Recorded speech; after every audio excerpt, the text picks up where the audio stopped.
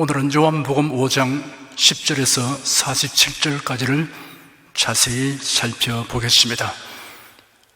이 시간 성령께서 우리 각 사람을 은혜와 진리 가운데로 인도하여 주시고 살아있고 운동적인 말씀의 권능을 풍성하게 체험하도록 하여 주시기를 바라고 믿습니다.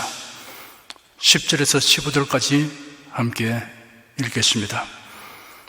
유대인들이 병나은 사람에게 이르되 안식일인데 네가 자리를 들고 가는 것이 옳지 아니하니라. 대답하되 나를 낫게 한 그가 자리를 들고 걸어가라 하더라 한데 저희가 묻되 너더러 자리를 들고 걸어가라 한 사람이 누구냐 하되 고침을 받은 사람이 그가 누구신지 알지 못하니 이는 거기 사람이 많음으로 예수께서 이미 피하셨습니다. 그 후에 예수께서 성전에서 그 사람을 만나 이르시되 보라 네가 나았으니 더 심한 것이 생기지 않게 다시는 죄를 범치 말라 하시니 그 사람이 유대인들에게 가서 자기를 고친 이는 예수라 하니라. 병나은 사람이란 몸을 기동하지 못하고 베르사 목가의 행각에 누워있던 38년 된 병자가 예수님에 의하여 고침받은 그 사람을 가리킵니다. 그 병자에게 예수께서 네 자리를 들고 걸어가라고 말씀하시자 곧 일어나 걸었습니다. 그런데 그날이 안식일이었습니다. 안식일 법은 하나님이 모세를 통하여 주신 10가지 계명 중에 네 번째 계명입니다. 출애굽기 20장에 다음과 같이 기록되었습니다. 안식일을 기억하여 거룩히 지키라. 6일 동안은 힘써 내 모든 일을 행할 것이나 제7일은 너희 하나님 여호와의 안식일인즉 너나 네 아들이나 네 딸이나 네 남종이나 네 여종이나 네 육축이나 네 문 안에 유하는 객이라도 아무 일도 하지 말라.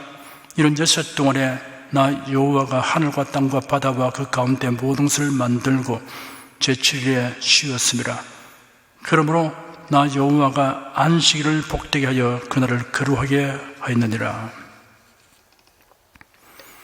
안식일 계명의 의미는 크게 세 가지로 해석할 수 있습니다. 여러분께서 명심하고 들으시기 바랍니다. 첫째는 창조주 하나님을 기억하게 하는 것입니다. 6일 동안엔 나 여호와가 하늘과 땅과 바다와 그 가운데 모든 것을 만들고 제7일에 쉬었습니다 하였습니다. 둘째는 7일 중에 하루를 하나님과 친밀하게 교제하게 하는 것입니다. 신령한 일에 힘쓰도록 하라는 것입니다.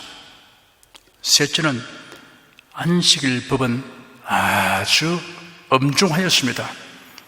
출애굽기 31장 15절을 보면 6일 동안은 일할 것이나 제7일은 큰 안식일이니 여호와께 거룩한 것이라 무릇 안식일에 일하는 자를 반드시 죽일지니라 라고 명령하였습니다. 이토록 엄중한 이유는 안식일은 그리스도 예수 안에서의 영원하고 참된 안식을 가리키는 모양이기 때문입니다. 예수 그리스도 밖에서 안식, 즉 구원을 얻으려 하는 것은 결코 허락되지 않으며 멸망에 처하게 됩니다.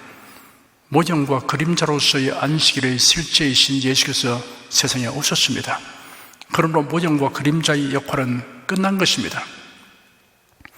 짐승을 제물로 드린 제사 역시 예수 그리스도의 대속에 대한 모형과 그림자였기 때문에 예수께서 구속 사명을 완수하셨으니 그러한 제사가 폐지된 것과 같습니다. 교회는 안식일을 지키지 않습니다. 예수께서 우리에게 영원하고 참된 안식을 주시려고 십자가에 못 박혀 죽으시고 무덤에서 부활하셨습니다. 그래야 교회는 예수께서 부활하신 날, 즉 안식일 다음 날인 주보의 날에 모여 예배드립니다. 구원을 얻기 위해서가 아니라 구원받은 기쁨을 가지고 모입니다. 예수께서 안식일에 밀밭 사이로 지나가시는데 제 아들이 배가 고파 밀이삭을 꺾어서 먹었습니다. 이를 본 바리새인들이 이를 비난하고 정죄하니 예수께서 말씀하시기를 나는 제사가 아니라 인애를 원한다라는 말씀이 무슨 뜻인지 알았다면 죄 없는 자들을 정죄하지 않았을 것이다. 인자는 안식일의 주인이다 하였습니다. 예수께서 이런 말씀도 하셨습니다. 수고하고 무거운 짐진 자들아 다 내게로 오라. 내가 너희를 쉬게 하리라. 안식일은 아무 일도 하지 못하게 율법에 규정되어 있습니다. 침상을 들고 움직이는 것은 일종의 일이 되는 셈입니다. 유대인 종교 지도자들이 그것을 문제 삼았던 것입니다. 그들은 오랜 세월 동안 질병으로 인해 비참하게 고통당하던 사람이 나음받아 기뻐하는 그 심정에 대해서는 무관심하였습니다. 오직 안식일의 세부 규정을 어겼다는 사실을 비난하였습니다. 냉혈동물과 같은 사람들입니다. 병난 사람이 대하기를 나를 낫게 한 그가 자리를 들고 걸어가라 하더라 하니 너더러 자리를 들고 걸어가라 한 사람이 누구냐라고 그들이 물었습니다. 예수는 그 자리를 떠나가시기 때문에 고침을 받은 사람이 미처 그분이 누구인가를 알지 못하였으므로 답을 하지 못했습니다. 그 사람은 아직 예수님에 대하여 들어본 적이 없었던 것입니다. 그렇다면 우리는 여기서 한 가지 놀라운 사실을 알 수 있습니다. 38년 된 병자는 예수님에 대하여 알지 못한 상태에서 어떤 젊은이가 그에게로 다가와서 네가 낫기를 원하냐라고 질문한 후에 일어나 네 자리를 들고 걸어가라 하니 그가 그 말씀을 믿고 순종하여 그대로 행하였다는 사실입니다. 아마 의심하거나 거부할 수 없는 어떤 강력한 능력이 그의 마음을 주장하였을 것입니다. 예수께서 그 자리를 피하신 이유는 유대 종교 지도자들의 비난과 공격을 두려워해서가 아닌 것이 분명합니다. 만약 그 자리에 계셨다고 하면 그곳에 있는 수많은 병자들이 앞을 다투어 예수님에게로 접근했을 것입니다. 예수는 병든 자들을 긍휼히 여기셔서 고치셨지만 그러나 그것이 주 목적이 아니고 구속하신 일을 완수하신 것이었기 때문입니다. 만일 교회에서도 교역자가 병든 자에게 안수하면 즉시 다 낫게 된다면 그가 다른 일은 할 수 없는 직인이 되고 말 것입니다. 그러므로 대중을 향한 신유 기도에 각자가 믿음으로 나음을 얻도록 하나님께서 섭리하시는 것입니다. 그뿐 아니라 의사와 약사의 도움을 받고 또한 건강 유지와 정전을 위해 노력하게 하시는 것입니다. 그 후에 예수께서 성전에서 그 사람을 만나 말씀하시기를 보라 네가 나았으니 더 심한 것이 생기지 않게 다시는 죄를 범하지 말라 하였습니다. 그 사람이 비로소 자기를 낫게 한 사람이 예수님이라는 것을 알게 되었습니다. 그래야 자기에게 질문한 자들에게로 가서 자기를 고치신 이가 예수님이라고 말했습니다. 모든 병이 다 그 개개인의 죄로 인한 것은 아닙니다.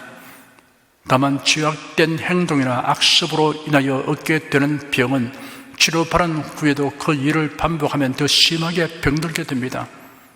담대가 건강을 해친다는 사실은 더 이상 증명하는 일이 필요 없을 만큼 상식화되어 있습니다. 흡연으로 인하여 폐암이 걸린 사람은 하나님께서 주신 몸을 고의로 훼손하는 죄를 짓는 것입니다. 이런 사람이 폐암 수술을 받은 후에도 계속 흡연을 한다면 더 이상 치료할 수 없는 불행한 사태에 직면하게 될 것은 불을 보듯이 뻔한 것입니다. 16절에서 18절까지 읽겠습니다. 그러므로 안식일에 이러한 일을 행하신다 하여 유대인들이 예수를 핍박하게 된지라. 예수께서 저에게 이르시되 내 아버지께서 이제까지 일하시니 나도 일한다 하시며 유대인들이 이를 인하여 더욱 예수를 죽이고자 하니 이런 안식일만 더할 뿐 아니라 하나님을 자기의 친아버지라 하여 자기를 하나님과 동등으로 삼으심이르라. 예수께서 안식일에 병든 자를 고친 일들은 유대 종교 지도자들이 예수를 핍박하고 죽이려고 한 이유 가운데 하나였습니다. 그리하여도 예수님은 그들을 더욱 자극하는 말씀을 하셨습니다. 내 아버지께서 이제까지 일하시니 나도 일한다라고 말씀하신 것입니다. 하나님께서 천지 창조를 끝내신 다음 안식하시다는 성경 말씀을 계속적인 안식으로 이해하는 유대인들은 하나님께서 아직 일하시다는 말이 귀에 거슬렸을 것입니다. 하나님께서 안식하셨다는 말씀은 천지를 창조하신 일과 관련하여 하신 말씀입니다. 하나님은 천지 만물의 존재와 활동과 인류 역사를 친히 주관하고 계십니다. 유대인들이 예수님을 죽이려고 한 이유는 예수님이 하나님을 자기의 친아버지라고 하여 자기를 하나님과 동등하게 말씀하신 것 때문이었습니다. 예수는 우리에게 하나님을 아버지라고 부르도록 가르치셨습니다. 그러나 우리가 하나님을 향하여 아버지라고 부른 의미와 예수께서 친히 부르신 아버지라는 칭호의 의미는 구별됩니다. 막달라 마리아가 무덤에서 부활하신 예수님을 뵙게 되었을 때 예수께서 말씀하시기를 너는 내 형제들에게 가서 말하여라. 내가 내 아버지 곧 너희 아버지 내 하나님 곧 너희 하나님께로 올라간다 하라 하셨습니다.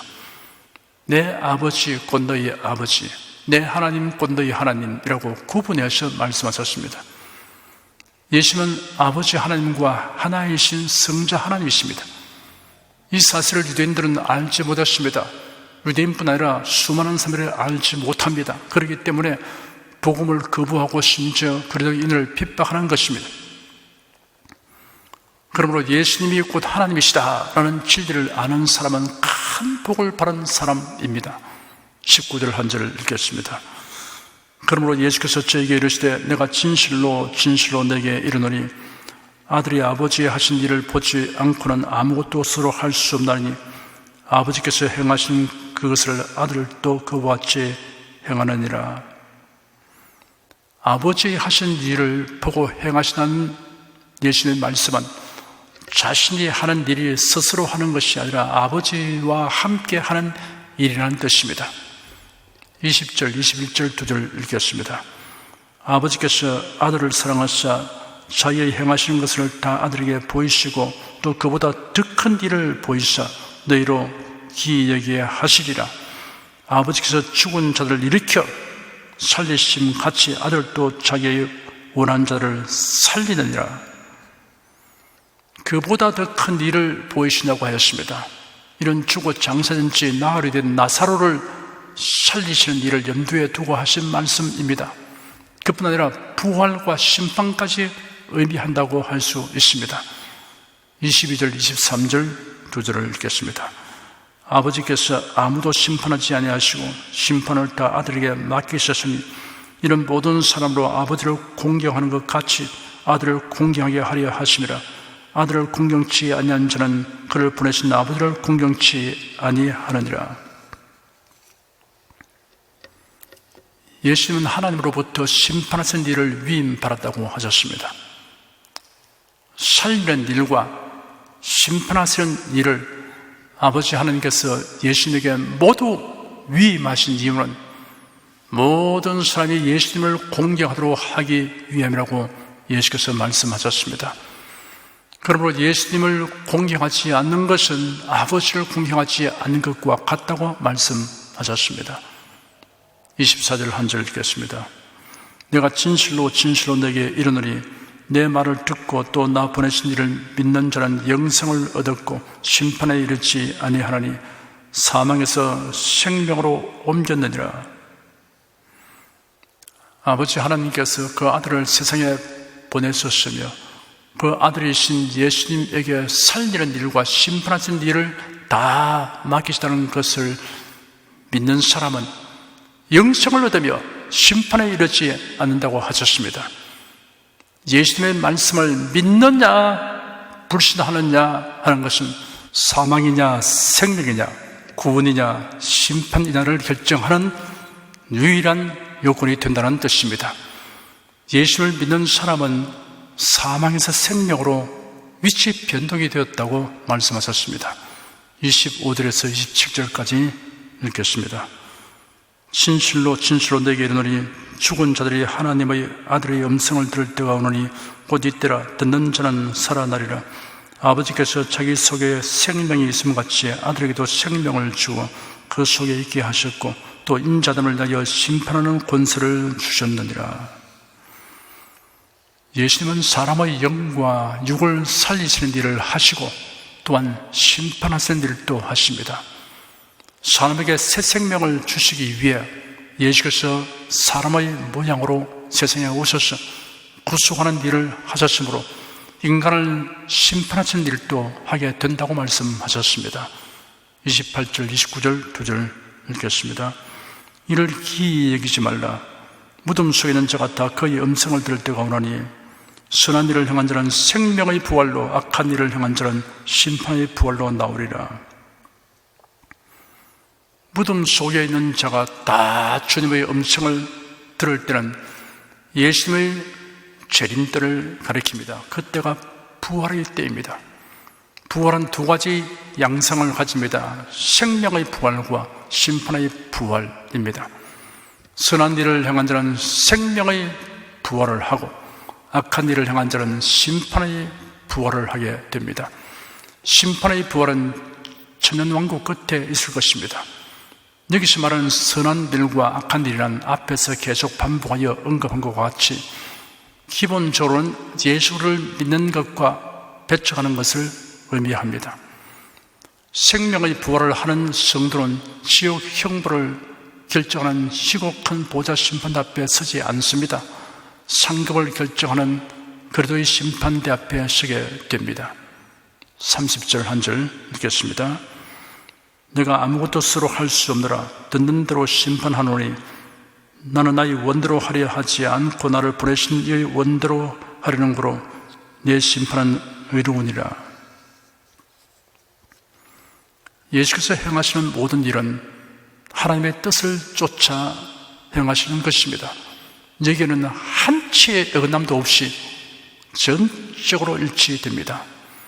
예수께서 심판하시는 것도 의로우신 하나님의 뜻에 부합되게 하시기 때문에 전적으로 의롭습니다.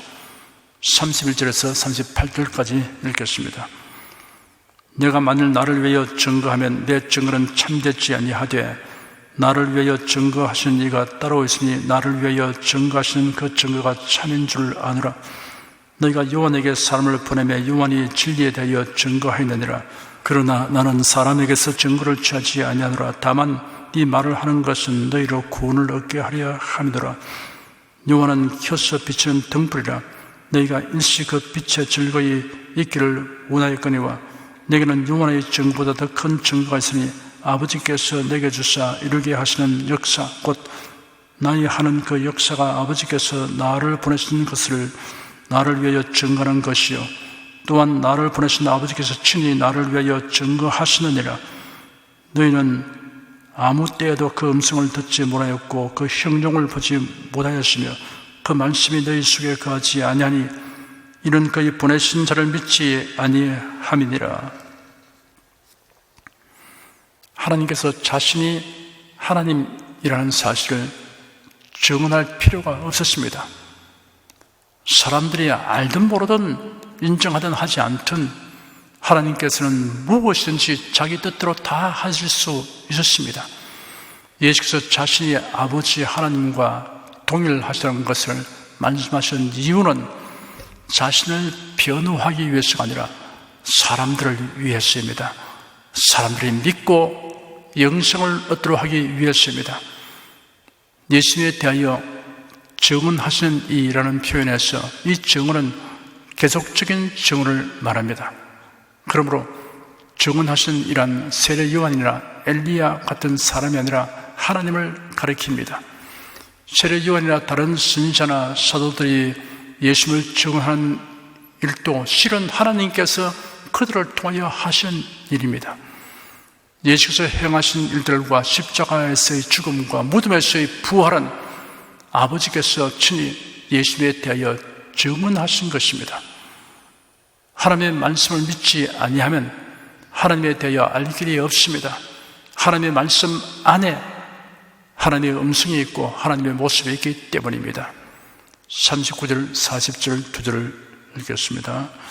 너희가 성경에서 영생을 얻는 줄 생각하고 성경을 상고하거니와 이 성경이 곧 내게 대하여 증거하는 것이로다.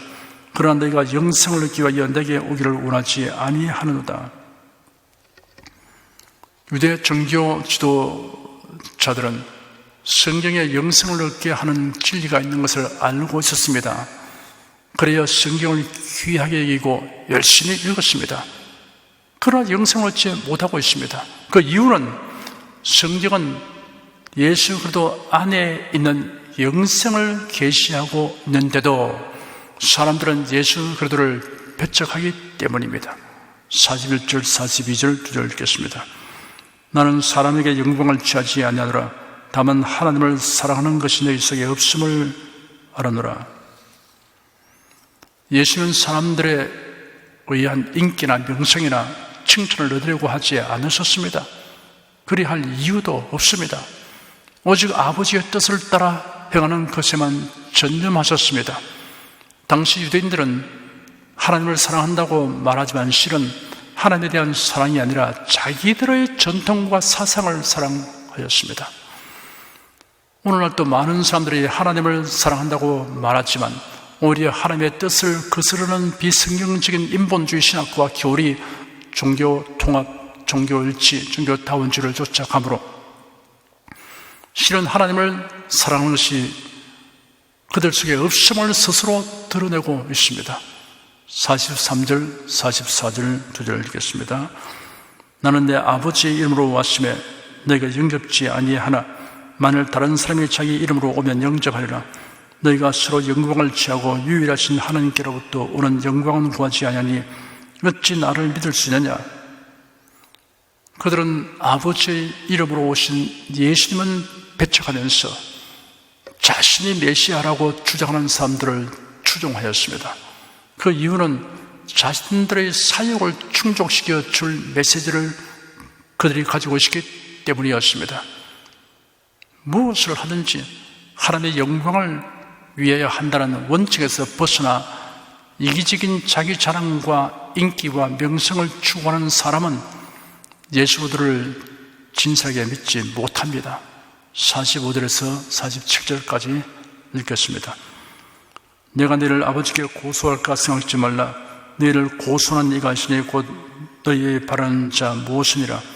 모세를 믿었다면 또 나를 믿었으리니 이는 그가 내게 대하여 기록하였음이라. 그러나 그의 글도 믿지 아니하거든 어찌 내 말을 믿겠느냐 하시니라. 예수님을 배척하는 자들을 하나님께 고소할 분은 예수님이 아니라 그들이 자랑하는 모세라고 예수께서 말씀하셨습니다. 왜냐하면 죄를 대속하시는 구세주를 배척하면 모세를 통하여 주신 율법의 요구대로 행해야 할 의무만이 남게 되기 때문입니다.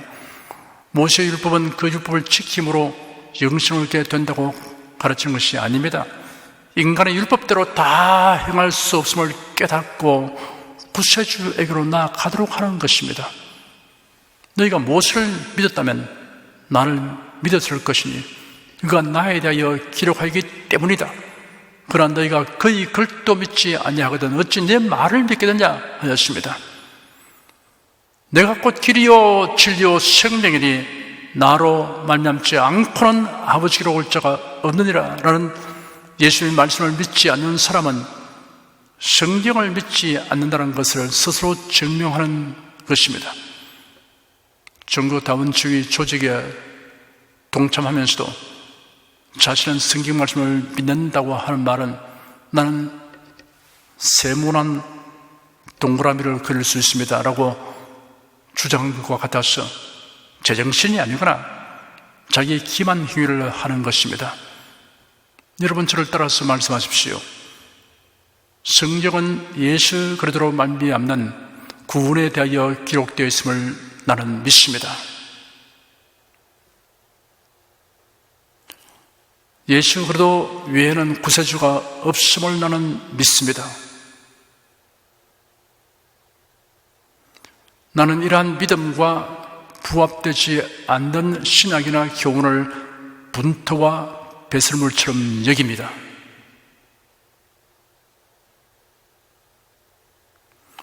여러분은 이러한 믿음을 굳게 지니고 지키시기를 축원합니다.